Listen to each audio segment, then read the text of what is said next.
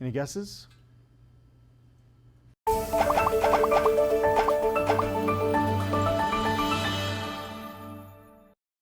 Whoop, there we go. Okay. Rates had held steady last week, but I want to share with you the commentary just so you guys are in the know. It says, good morning, Lee. Our thoughts are with everyone affected by the devastating Spokane area fires. Again, this is from my mortgage guy, Greg at Loan Factory. He says, mortgage rates ended last week near recent highs, but are improving this morning as oil tumbles and Iran talks return to the table. Yes, it's another episode of As the Oil Barrel Turns. Jobs data takes center stage this week, so expect more volatility. Make it a great week. So there you go.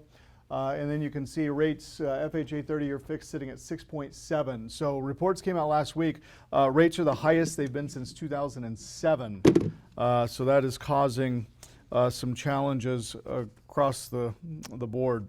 Last week, markets were focused on the Federal Reserve. This week, they're focused on something even bigger. Whether inflation is going to reaccelerate because of energy prices or continue cooling because of slowing economic growth. The next several days of labor market data will likely determine the direction of interest rates through the remainder of the summer.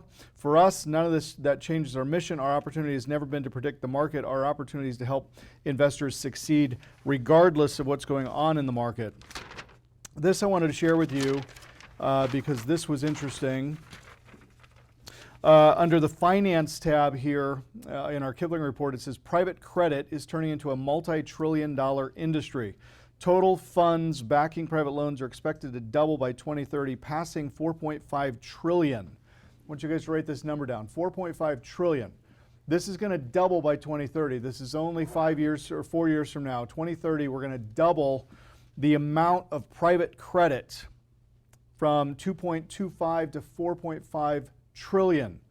Now, this bodes very well for us as we are in the private equity, private money space, but this also covers the business lending aspect. Here's what it says. As backing private loans are expected to double by 2030, passing 4.5 trillion, as non-bank lenders expand beyond basic corporate loans to fund unconventional assets like aircraft, consumer debt, and data centers. Large institutional investors continue to pour cash into private credit funds to earn higher fees. However, some funds marketed to individual investors are suffering a surge in cash withdrawal requests, but most are receiving large fees. So here's the thing we all need to be aware of. As more money is being taken from Wall Street and placed into private credit vehicles, that money has to be placed. The biggest challenge that Wall Street has, and one of the reasons they've avoided this sector for as many years as they have, is they didn't have real easy pathways to get it onto the streets. You know, to say I'm a private money lender is one thing. To have an outlet for the money to flow into is something completely different. Now, let's take it on a macro level. Let's look at just what we do here in this organization, okay?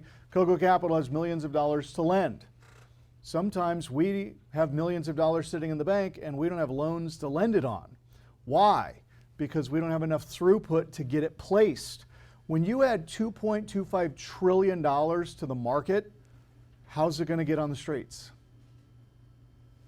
Any guesses?